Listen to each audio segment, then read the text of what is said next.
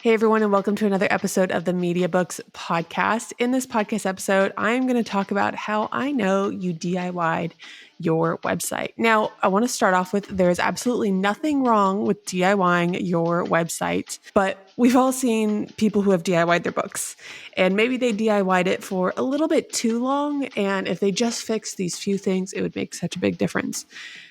That is why I wanted to record this podcast episode. I want to just talk about some ways, little tweaks that you can do, things that you can be made aware of that can really help improve the perceived value, the overall look of your website. And here's the thing. There are three main ways that DIY can mess up, for lack of a better or a more eloquent way of saying it, your website. One, it can create a bad experience for the person trying to interact with your business. Two, it diminishes the perceived value of your business. And three, this can really cost you sales, partnerships, opportunities. And after all the hard work that you do getting them to your website, let's make sure they have a good experience once they are there.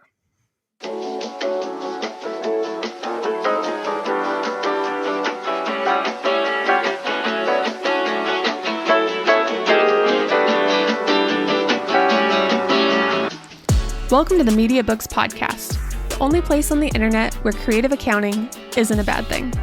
Owning a virtual firm today means having a professional and modern online presence, and in this podcast, we talk about how to do just that. My name is Kristen Corey, and I'm the owner of Media Books, a media agency that provides creativity exclusively to accounting firms. And if you're an accounting firm owner, you're in the right place. Let's get into it.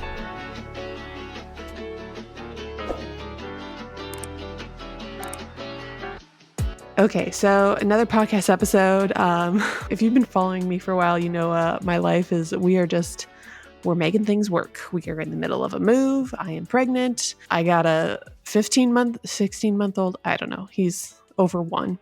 And I'm taking advantage of all the free childcare at my parents' house right now. So you may hear little shrieks in the background. My child is being watched. He's just playing with grandma. So ignore those and let's talk about your website. Now, when I first started Media Books, there were some things kind of coming across people's websites where I was like, oh, like you made this little mistake, or oh, we can fix that and it's really easy. And over time, I started realizing there were a lot of common mistakes and a lot of things that I see frequently when I'm auditing people's website. And at the beginning of the episode, I talked about 3 ways that DIYing and forgetting to do these things can hurt your business. And I want to go through each of those 3 ways and kind of talk about the things that sort of lead to it and things that you should be aware of if you are DIYing your website. So the first issue that DIY could lead to is not being aware of the user experience. When someone comes to your website, you want to make sure you are creating a good experience. This is sort of the first interaction they may have of working with you. And so right off the bat, we want to make sure it is easy for them to digest the information, get what they need, and move forward with their day. So number 1, create a bad experience. What leads to this? One of the main things I see is outdated or incorrect information. And this story I will have until the day I die because it was so maybe upsetting is the right word. I had a consultation scheduled with someone. They sent me their website and I'm looking through their website and they're telling me about their business and they're going on. And I'm like, you have a really robust history in your business and your experience. And they had like real estate background. And I was like, wow, you have a real estate background. And then it looks like you went and got your CPA license. Like I see it says on your website, you're a CPA. And they said, oh no, I'm just using a template that said CPA. I just have not got around to updating it yet. Okay. I know this website's live. I'm assuming you are currently operating and in business and trying to show people your website. People right now think you're a CPA. I don't know if he had bad intentions or if he really just did not get around to updating his website, but that is a pretty big incorrect road to lead people down. And obviously this is an extreme example, but outdated or incorrect information when you don't have updated certificates, when you don't have, if you are a CPA, yes, it should be front and center. I've also seen CPAs who maybe just have it listed on a small section of their about page where they aren't really showing that they are a CPA or that they have this certification that they worked very hard for. And so understanding what information you need to have, front and center on your homepage, And then also being aware of potentially incorrect information that could be showing up if you use something like a template that needs to be thoroughly scrubbed.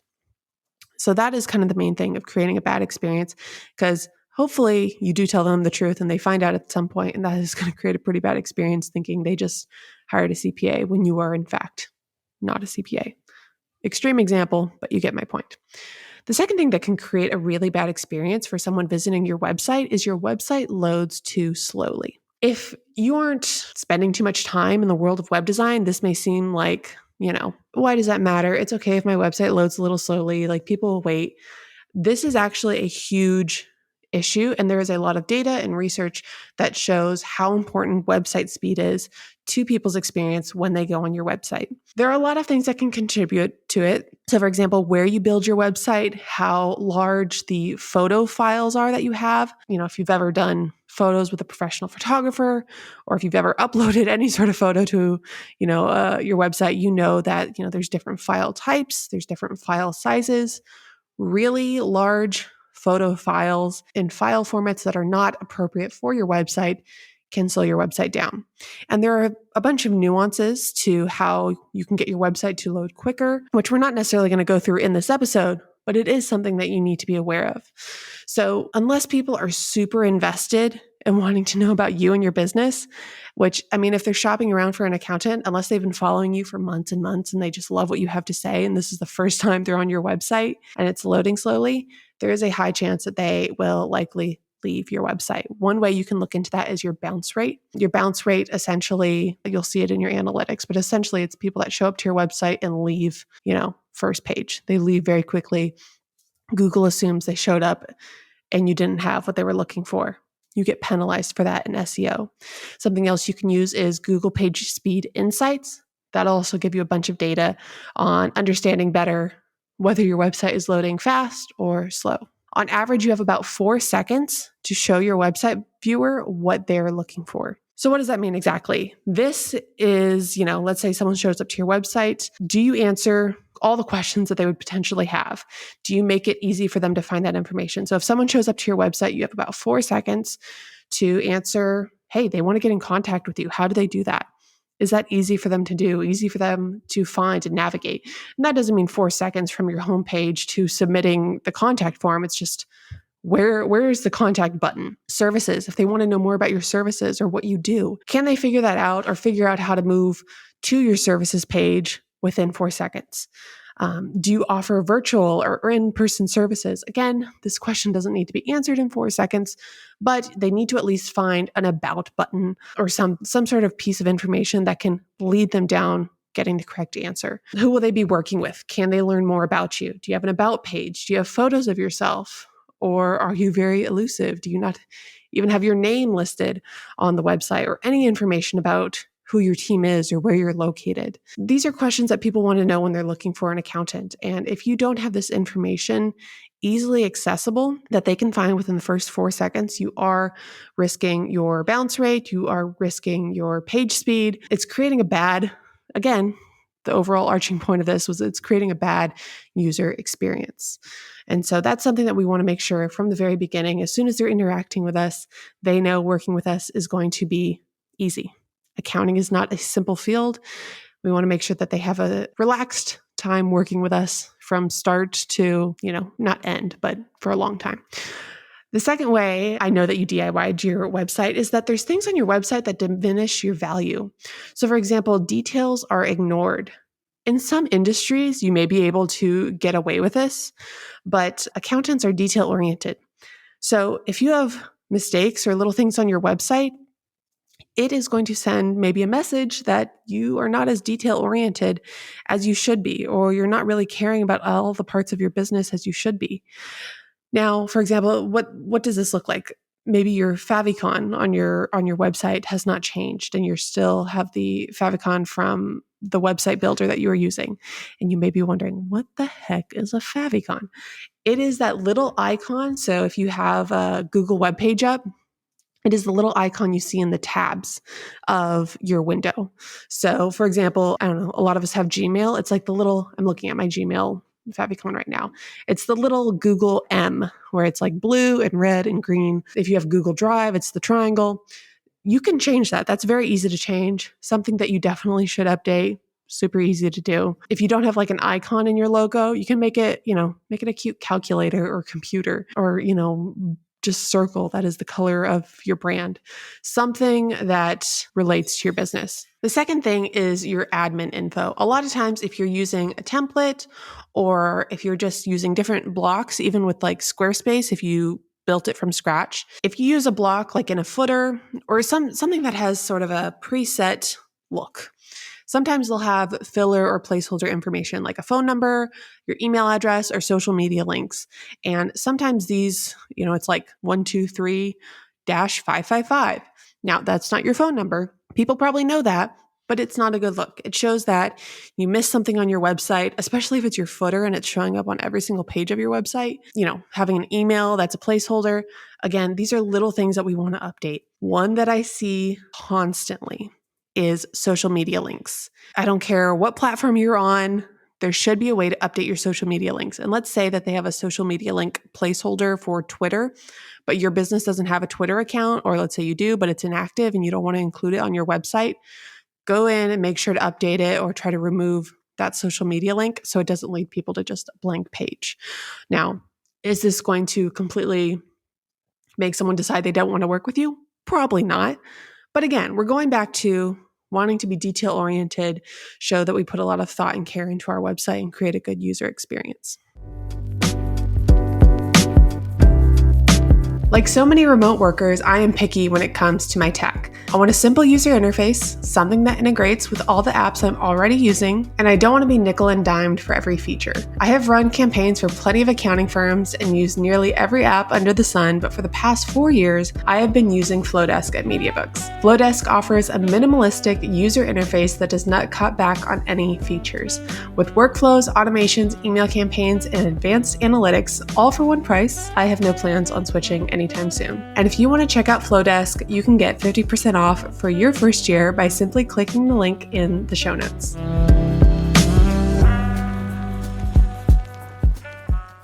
Something else that diminishes the value of your brand and your website is overused stock photos. I don't think I have ever designed a website that does not include stock photos, whether it's just for like a background or just to add a little bit more character. I use stock photos on pretty much every website. And whenever I use stock photos, I always dig. I don't type in bookkeeper and pull up the first image. That image is going to be the calculator that you see on the computer or the piggy bank that we always see. There's just some images that come up time and time again, and people use stock photos. And the idea here is not necessarily to trick people and think, hey, I didn't use a stock photo. These are, my authentic brand photos. But it does help elevate the look when it looks like you have more thought out photography as opposed to just Googling an image and, picking the first one you saw. And so how do we do that? There are some places that I like to pull stock photos from: Unsplash, Pexels, and Dan O. I am going to link all of those in the show notes. Those are 3 really great places to pull stock photos from. Try to get a little bit more descriptive with your terminology. So for example, if you serve e-commerce businesses, look for stock photos that relate to e-commerce and go a few pages deep. Try to find something that you've maybe never seen before, or, try to really kind of think outside the search key term box of just accountant or bookkeeper. It's going to make you look a little bit more elevated when you can find and use photos that are not super common. And then the last thing, I know you're DIYing your website because buttons don't work. And this is the third point, that this can cost you sales, partnerships, and opportunities. I have seen this also time and time again. A lot of times with the contact button, the button that you really want to use when you're ready to make a decision and when you're ready to reach out, it's going to be like, this is something, earlier I talked about your favicon, I talked about your stock photos, I talked about your social media icon. These things, they're more detail-oriented things to be mindful of. But this is something that can actually make someone go with someone else other than you. And you've done all this hard work to get them this far. Let's capture them. So make sure your buttons work. There are 2 ways that you can do this. One is to manually check every single link. I am In about 10 minutes, I am going to go into a website launch meeting. It's the last meeting we have during a web design project. And in this meeting, what I do is I tell my clients, okay, pull up your phone, go to your website, check everything on the mobile view, make sure it's laid out the way you want. While you do that, I'm going to go to your website and I'm going to click on every single button. I am going to fill out every single form. I am going to click on everything and make sure it all works. You should do this as well. It's a manual check. You're not working with Amazon. Your website doesn't have a million buttons. This is something you can easily do in 5 minutes. Manually check every button. Also do this on a regular basis. And this is something that I learned very recently. Last month, I was on my website and I needed my calendar link for something. I clicked on a calendar link on my website and it took me to a 404 error page. I'm like, well, that's not supposed to be happening. And I'm going and I'm trying to figure it out. And I eventually go to my Calendly account and my account is shut down. And it's like my account is still active, but it's like I canceled my plan. And I'm like, what the heck happened?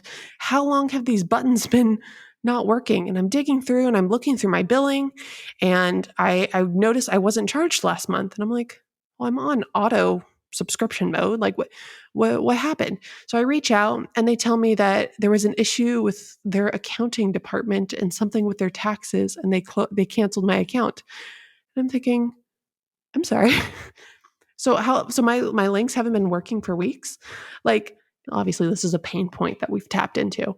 Like, so my account was canceled. They didn't send me an email to notify me that my account was canceled. And I have all these links for scheduling things that I'm like, how long have they not been working? And so I'm obviously very frustrated. And they made it up. They gave me a month free, which I was like, okay, like it's still not great, but what are we going to do? It was a good lesson for myself. When I launched my website, I was pretty confident the buttons work. I check the buttons often, but sometimes not often enough. Periodically check the buttons on your website. You never know if Calendly will randomly cancel your account. But if you don't want to check buttons manually on a regular basis, something else that you can use is an app called SEMrush. SEMrush will actually scrub your entire website and not just your home about page, services page. They will look through every single blog post as well. And they will make sure every link button works. And they do a ton of other things, but that is one of the main things that they do that can really help just give you confidence that your website is up and running as it should. If you want to go a little bit more advanced, what you can do is actually update your 404 page. That's the error page that you get whenever you click on a link that doesn't work. That's the page where, just there was a typo or something. And typically what you do with these 404 pages is find a way to redirect people, either back or to your homepage. And if you just Google creative 404 pages, there's a lot of fun ideas out there where, people have, put a little GIF or, I think doesn't Gusto have a broken pig or a cat that's dangling saying I need help. There's fun ways that you can if you want to play it up a little bit. For our 404 page, I have a GIF of, what is it, the weakest link? Or is it Who Wants to Be a Millionaire? I don't know. It's a woman saying, you are the weakest link, goodbye. And then I have a button on the bottom that says, go back to the homepage. It's a way to basically say, hey, I know we messed up. Let's have a good user experience despite our broken link and redirect people back to your website. So that is one option. Squarespace allows you to customize this page, and there are tons of other apps that I'm sure have some sort of similar settings where you can do that as well.